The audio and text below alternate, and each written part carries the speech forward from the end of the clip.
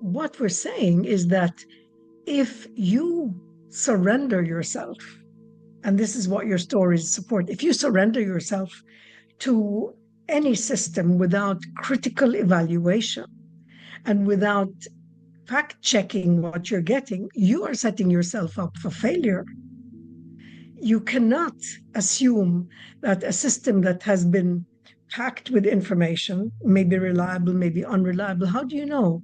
What are the objectives behind the information put in, or even the negligence of people putting in that information?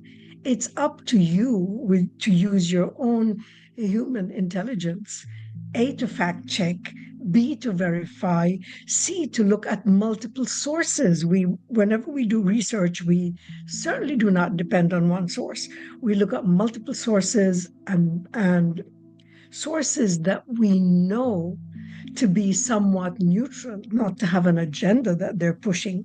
So any system that provides us with information has the built-in bias of the people building the system, of the people putting in the data, of the objectives they want to achieve. So we're not advocating that we turn away from modern technology, not at all. We use it, but use it intelligently and without surrendering our own natural intelligence, critical thinking, evaluation, looking for sources and identifying possible prejudices and bias. And that's exactly what we're saying in the article. And I encourage people to read the quiet apocalypse happening when we surrender ourselves to AI. It's about the danger. Is a hammer a dangerous tool or a useful tool? And the answer is that it's both. It can be used for very dangerous reasons, like in the novel by Dostoevsky, The Brothers Karamazov, where it was used as a weapon for murder. And it can be used to build and create things. So there is no all good or all bad. I would say what we can remind ourselves of over and over again is garbage in, garbage out, good in, good out. But we are the judges, and we do not surrender our role as intelligent human beings to judge. Interesting study I'd like to mention as well in education, that when we remove human emotion, it can be good or bad. It can be good when we remove judgment and bias in education. And if the system asks people questions and forces them to think and validate what they're saying, it can be a very useful tool.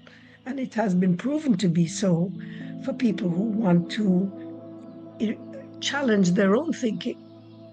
Yes. So there is nothing that's all good and all bad unless we surrender ourselves and our intelligence to it. That's the point I'm making.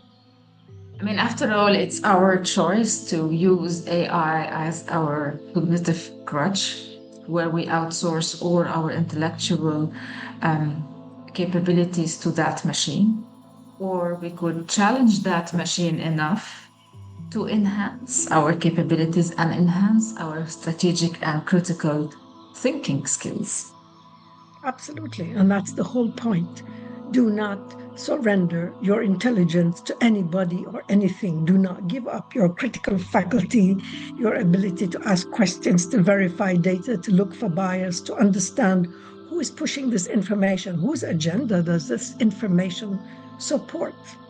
So that's the point we're making, and I encourage people to read the article.